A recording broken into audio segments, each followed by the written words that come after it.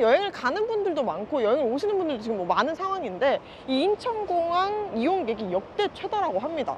근데 그에 반해 면세점은 지금 줄줄이 적자인 상황인데요. 이 시내 면세점은 물론이고 공항 안의 면세점들도 이 적자 때문에 임차료도 감당하기 어려운 상황이라고 해요. 그래도 해외여행 갈 때 면세점에서 위스키 한 병씩 사는 재미가 있었는데 꼭 하나 사야 될 것 같은 막 이런 의무감이 있는데, 근데 뭐 보통 조니워커 블루나 뭐 발렌타인 30년산 이런 거는 면세점이 저렴하기는 합니다. 근데 일부 품목의 같은 경우에는 막 대형마트나 편의점에서 할인 행사하면 오히려 면세점보다 더 싼 경우들이 있대요. 에버필드 16년산 700ml의 경우에는 온라인 면세점 가격이 오늘 환율 기준으로 125달러에서 할인해서 67달러, 하나로는 96,000원 정도인데요. 4월 이마트 트레이더스 할인가 기준으로는 89,800원입니다. 오히려 트레이더스 가격이 6,000원 이상 싼 건데요. 이러면 면세의 메리트가 딱히 없습니다. 그럼 진짜 다른 제품들도 다를지 궁금한데, 그래서 저희가 직접 가격 비교해 보려고 여기 롯데 면세점 현장 한번 나와봤는데요. 직접 가서 한번 비교해 보도록 하겠습니다. 이거 립글로우 가격 좀 알 수 있을까요? 32불이고요. 얼마죠, 그러면? 오늘 환율 계산하면은 그 면세점 회원카드 있으면 5% 할인되세요. 네. 할인하면 43,450원이에요.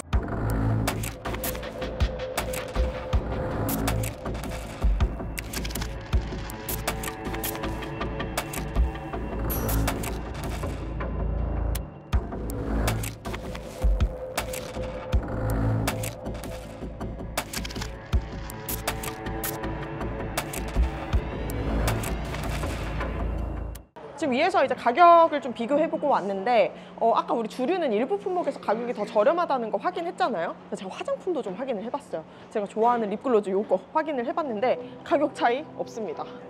이 환율 때문에 이제 그렇다고 말씀을 하시는데, 사실 외국인 입장에서도, 그리고 특히 큰 손이었던 따이공 있잖아요.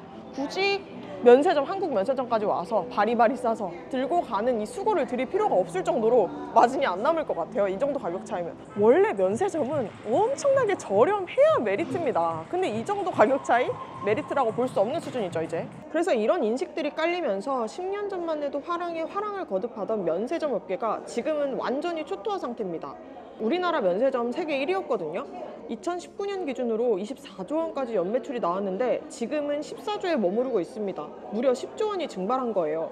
이 매출 보면요, 이미 바닥을 쳐서 계정 휴업 상태나 다름이 없어요. 당사를 하면 할수록 손해인 구조입니다. 면세점 업계 1위는 롯데 면세점인데요. 여기 지난해 매출은 3조 2,680억 원이었어요. 영업이익은 1,432억 원의 적자를 내기도 했습니다. 2023년 적자를 낸 이후로 6개 분기 연속으로 지금 적자를 기록하고 있는 상태인 겁니다. 면세점 사람 많이 빠졌다고는 하는데 제일 잘 나가는 면세점이 이 정도 수준이면 다른 면세점은 더 암울할 것 같은데요? 저희가 한국면세점협회 데이터도 좀 살펴봤는데요. 한국면세점협회에 따르면 지난 1월 월간 면세점 매출액은 9,544억 원으로 전년 같은 달 기준으로 비교해서 무려 40%나 떨어졌습니다. 이 면세점 월 매출이 1조 아래로 떨어진 건 지난해 2월 이후 처음입니다.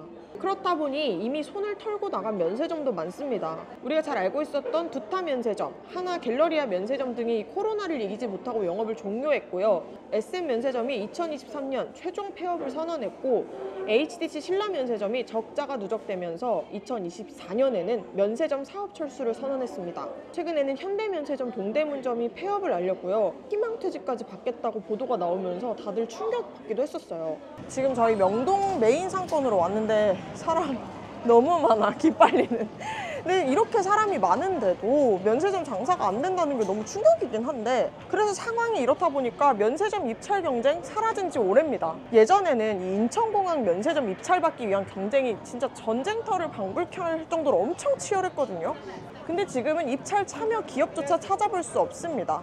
이 잘 나가던 면세점 사업이 폭망의 길을 걷게 된 데는 몇 가지 요인이 있는데요. 이 대표적으로 환율 문제가 있습니다. 오늘 기준으로 1달러당 한 1,400원 정도로 환산할 수 있는데요. 달러 값이 오르면 이 여행하고 연동된 비용 자체가 모두 다 올라가는 효과가 발생하는데요. 결국 쇼핑 예산을 줄일 수밖에 없겠죠. 이거 싸지도 않은데 뭐 굳이 비싼데 지갑을 열 이유가 없잖아요.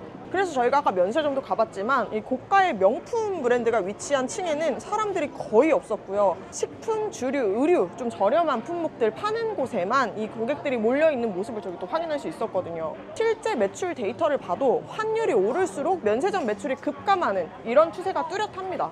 자, 다음은 큰손 따이공이 사라졌다는 겁니다. 이 따이공이 한국 면세점 시장을 떠났다는 건 단순히 일부 손님이 빠진 게 아니거든요. 이건 한국 면세점 사업 전체 매출 구조가 흔들리는 수준의 핵심 타격입니다. 따이공은 중국인 보따리상인데요. 한국 면세점에서 대량으로 명품이나 화장품을 구매해서 중국 내에 다시 프리미엄을 붙여 되파는 유통상을 말합니다. 그래서 고객 한 명당 구매 한도를 빌려서 여러 명을 동원한 다음에 쪼개기 쇼핑을 하는 건데요. 근데 한 명당 쇼핑 규모가 또 어마어마합니다. 수백에서 수천만 원씩 결제하기도 하니까 이 면세점 입장에서는 사실상 가장 큰 고객층이에요. 사람이 너무 많아서 숨 좀 돌리러 왔는데, 그래서 이 일부 면세점의 경우에는 전체 매출의 최대 80%까지 이 따이공이 이 멱살지고 끌어주는 경우가 많았어요. 그래서 이 따이공이 빠지는 건 매출의 수직 낙하를 의미하는 겁니다. 그러면 이렇게 한국 면세점 시장에서 재미를 보던 따이공들이 왜 한국을 떠난 걸까요? 먼저 중국 정부가 이 보따리상에 대한 단속을 강화했다는 점이 큽니다.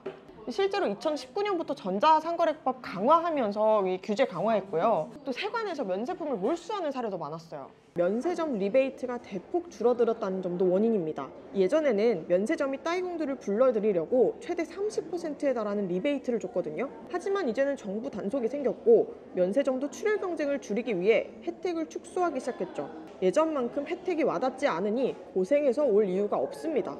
이 사실상의 면세점의 실체가 이 면세점이라는 형식만 빌린 관세 없는 대중국 수출 물량이나 마찬가지였는데, 중국 경제가 휘청하고 한국 제품이 인기를 잃자 이거 사라진 허상이다, 이런 평가도 나오고요.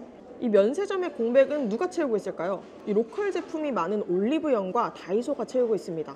이 두 브랜드 성장세 아주 가파른데요. 지난해 기준 매출을 보면요, 올리브영 매출이 4조 7,899억 원으로 전년 대비 24%가 늘었습니다. 이 순이익은 4,702억 원으로 35% 늘었고요. 외국인 고객 매출은 1년 새 140%가 늘었습니다.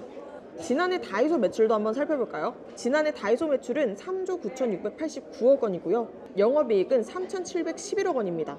전년 대비 42% 가까이 폭발적으로 성장한 수치입니다. 오늘도 우리 명동 올 때 다 쥐고 있는 거 다이소랑 올리브영 하나씩 이렇게 쥐고 있는 모습 볼 수 있었는데, 쇼핑백. 그렇다면 왜 이렇게 인기가 있냐 하면, 우리 아까 면세점에서도 가격 저렴한 물품 파는 2층에는 사람들 바글바글 거렸지만 그 위에 고가 제품 파는 곳에는 사람들 없었잖아요. 이 저가, 가성비 전략이 먹히고 있는 겁니다. 그런 동시에 이 올리브영은 K뷰티의 종착지라는 평가를 받고 있거든요. 이 K뷰티에 대한 동경이 있는 이 외국인 관광객 입장에서는 이 더할 나위 없는 쇼핑 플레이스인 거죠. 이 다이소는 극강의 가성비 전략으로 관광객을 사로잡았습니다. 1,000원에서 5,000원대 물건으로 대중적 체험형 소비를 유도하는 거죠. 그러니까 이제 한국 여행 온 외국인들이 꼭 들르는 코스로 자리 잡은 셈입니다. 이 면세점이 고급 해외 브랜드 중심의 정체된 유통 방식을 취했다면, 올리브영과 다이소는 빠르고 실속 있는 로컬 중심 소비 경험으로 새로운 쇼핑의 중심축이 됐습니다. 자, 여기 올리브영 명동 타운점으로 넘어와 봤는데요. 아까 갔던 면세점 한적한 분위기하고는 참 대조되는 모습입니다. 여기 사람들 다 모여 있는 것 같아. 자, 이렇게 판도가 뒤바뀌었는데 면세점 업계는 어떻게 대응하고 있을까요? 지금 예전에 한참 잘 됐던 시기랑 비교해서 막 많이 떨어졌다고는 하잖아요. 얼마 정도 지금 감소한 건지 수치로 좀 알 수 있을까요? 거의 뭐 50% 수준이라 보시면 될 것 같고, 저희가 뭐 정말 잘 될 때라고 하면 코로나 이전 같은 경우에는, 그러니까 본점 기준으로 연간 한 5조 이상 매출이 나왔었어요. 근데 지금은 아마 절반 수준. 저희 같은 경우에는 이제 따이공 매출을 올해부터 많이 지양을 하고 있어요. 그래서 이제 그분들은 팔면 팔수록 손해나는 구조라서 저희가 될 수 있으면 거래를 안 하려고 하고 있고요. 판촉비가 이제 얼마 정도 들어요? 한 명당 뭐 예를 들어. 지금은 많이 낮아졌다고는 하는데, 예전에 높을 때, 그러니까 작년까지만 하더라도 매출의 50%를 저희가 어떻게 보면 페이백 해준다라고 보시면 될 것 같고, 50%를 이제 저희가 뭐 할인이나 수수료를 명목으로 이제 주다 보니까 네네. 뭐 나머지 뭐 원가, 뭐 인건비 빼고 나면 남는 게 없는 거예요. 올해부터 그런 뭐 매출보다는 어쨌든 살아남는 게 우선이다 보니까 그런 수익성에 좀 초점을 두고 아예 거래를 안 하겠다라고 선언을 했고 어떻게 아직 보면 뭐 정상화 수순으로 가는 건가요? 맞아요. 매출 빠지는 게 당연한 거고요. 저희도 그렇지만 다른 업체들도 지금은 다 적자가 너무 심하고 중국에서 한국 오는 이유 목적이 제일 큰 게 어쨌든 쇼핑인데 중국 사람들이 한국 와서 쇼핑을 못 하게 되다 보니까 대리에서 구매해주는 보따리상들이 시장이 커진 거거든요. 그래서 그런 시장 자체를 줄여 나가는 게 업계 전반적인 숙제가 되지 않을까. 그리고 또 하나의 요인, 요즘 출국 수속이 길어졌다는 평가가 많아요. 이 여행 가는 사람들은 엄청나게 많이 늘었는데 코로나 때 줄인 인력이 그 이후로 다시 복귀하지 못하는 게 또 가장 큰 원인이라고 하거든요. 그리고 저가 항공 탑승객들이 늘어나다 보니까 이 특정 시간대가 너무 혼잡하고 또 탑승 돈까지의 거리가 너무 멀다 보니까 이 쇼핑을 할 여유가 없는 거야. 면세점 들려서 막 2~3시간 돌고 쇼핑하고 이런 문화가 이제는 더 이상 정착할 수가 없는 상태입니다. 그래서 오늘 이 명동 일대를 함께 돌아보면서 보니까 와, 세상이 정말 많이 변했다는 생각이 들어요. 피디님도 그렇죠?